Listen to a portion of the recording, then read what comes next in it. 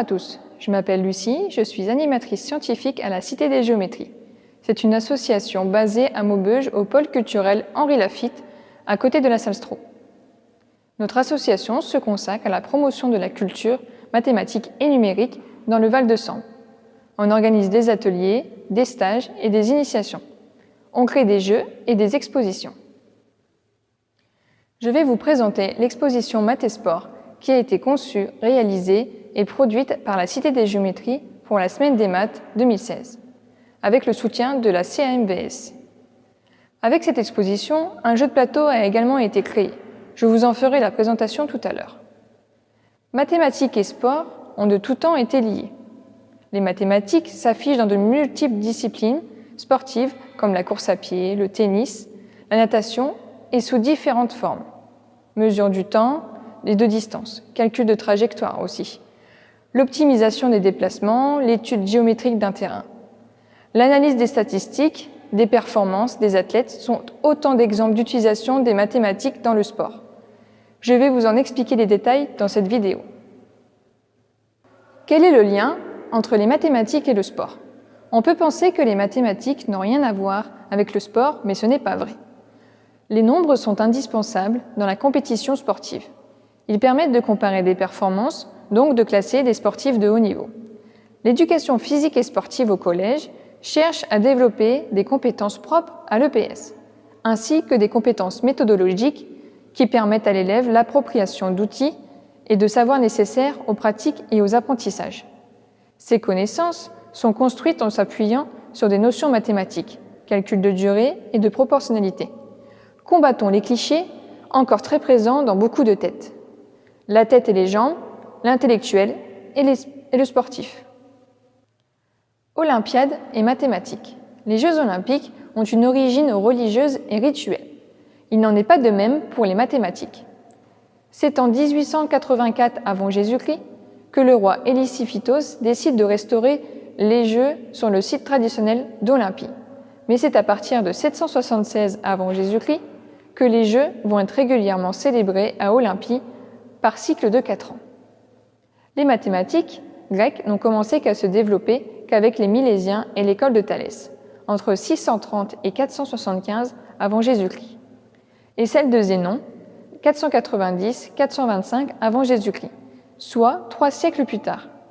Les mathématiques possèdent aussi leurs Olympiades internationales depuis 1959. Un algorithme pour un champion. Pour déterminer les rencontres d'un tournoi, par exemple la Coupe du monde de football, la FIFA utilise ce qu'on appelle un algorithme de répartition par poule, par rencontre à élimination directe. Cet algorithme a été changé 10 fois. Le premier tour sélectionne les 2 premiers de chaque poule pour la phase finale.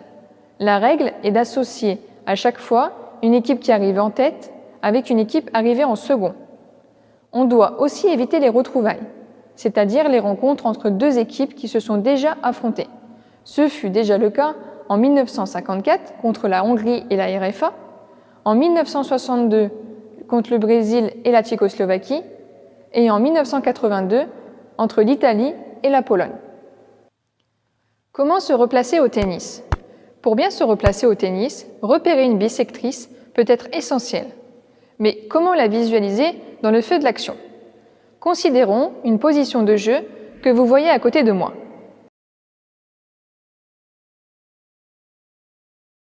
Un angle est tracé sur la figure. C'est l'angle NSI, appelé angle des possibilités de Steve. Pour pouvoir envoyer la balle de Steve dans les meilleures conditions, Tristan doit donc se placer sur la bissectrice de cet angle. Il est donc à égale distance des côtés de l'angle NSI. Il est prêt à relancer côté coup droit ou côté revers. Mais comment repérer cette bissectrice? Sans rapporteur, sans règle ou compas, et en pleine action de surcroît. Soit O le centre du cours. Quand on déplace le point S, on constate que son symétrique S' par rapport à O n'est jamais très éloigné de la bissectrice de l'angle NSI. Pour Tristan, la règle de replacement est donc la suivante. Il doit se replacer sur la demi-droite S' en avant ou en arrière du point S' selon la nécessité du jeu.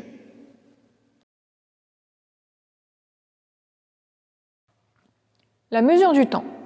L'intervalle de temps séparant les champions du 100 mètres est devenu négligeable devant leur temps de réaction au départ. Faisons une expérience qui va permettre de mesurer notre temps de réaction. Demandez à quelqu'un de laisser pendre une règle d'au moins 30 cm entre ses doigts. De votre côté, placez le pouce et l'index en bas de la règle, sans la tenir. Cette personne lâche ensuite la règle sans prévenir. De votre côté, essayez de l'attraper au vol. Grâce à la formule suivante, nous pourrons évaluer votre temps de réaction. Voici la petite expérience avec la règle pour mesurer mon temps de réaction. Je donne la règle à une collègue, je place mon pouce et mon index au niveau de 0 cm et elle lâche quand elle a envie. Donc voici le résultat. J'ai rattrapé la règle au niveau de 14 cm. Donc voici mon temps de réaction grâce à la formule. Les starting blocks sont câblés pour détecter le départ des athlètes. Selon les règlements, ils ne peuvent démarrer en dessous d'un temps de 0,100 secondes après le coup de revolver. Réagir plus rapidement signifie que le sportif a triché en partant avant le coup. Usain Bolt, détenteur du record du monde aux 100 mètres, a un temps de réaction de 0,165 secondes. Son record du monde est de 9,58 secondes. Le sport est la technologie d'aujourd'hui.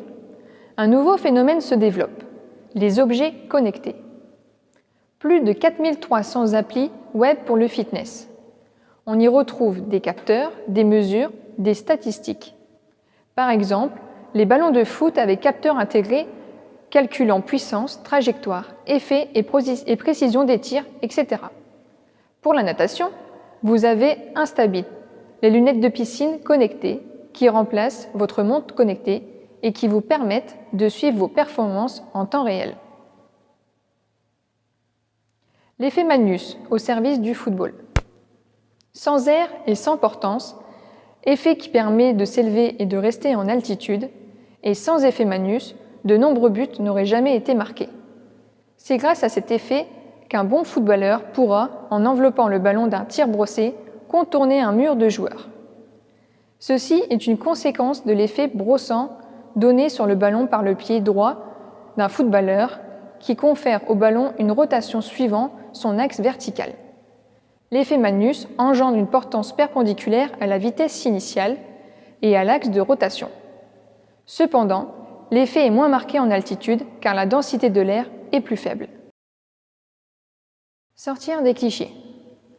En 1896, Pierre de Coubertin crée les Jeux olympiques de l'ère moderne. Jeux non ouverts aux femmes. Lors des JO antiques, la présence des femmes était interdite même en tant que spectatrices. Ce n'est que 4 ans plus tard que les femmes font leur apparition dans 2 disciplines, le golf et le tennis. Avec le temps, les exploits aux JO d'athlètes féminines légendaires comme Babe Dickinson ont été source d'inspiration pour les femmes du monde entier.